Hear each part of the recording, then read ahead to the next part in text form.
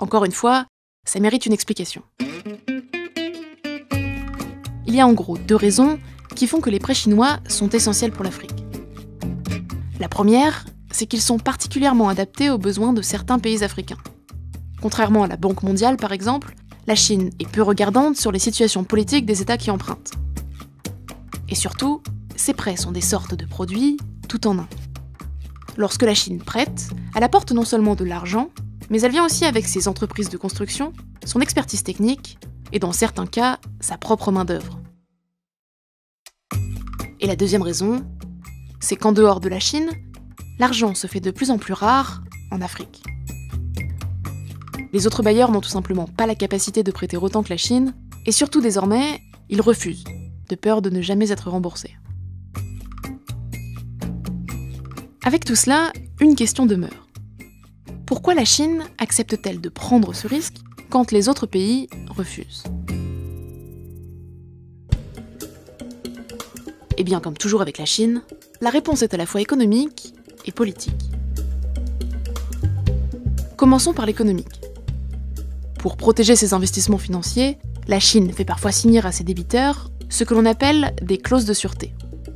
Ce sont des garanties qui stipulent qu'en cas de non-remboursement du prêt, une sorte de troc s'opère à la place.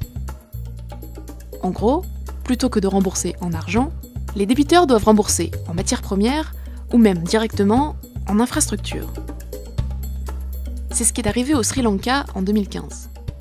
L'île fait partie du projet lancé en 2014 par le président chinois Xi Jinping, les routes de la soie.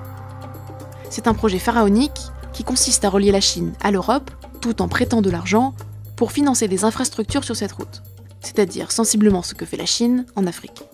En 2015, la Chine a donc prêté plusieurs milliards de dollars au Sri Lanka pour la construction d'un gigantesque port au sud de l'île. Sauf que noyé dans ses dettes, le Sri Lanka ne peut plus rembourser.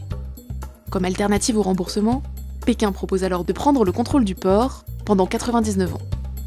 Résultat, la Chine ne perd pas d'argent et elle devient souveraine sur un territoire bordant l'une des routes maritimes les plus fréquentées du monde pendant un siècle.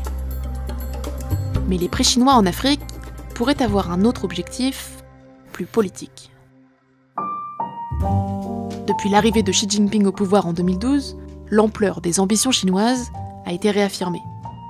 L'objectif à présent, c'est la création d'un nouvel ordre mondial dans lequel la Chine sera la nouvelle puissance hégémonique.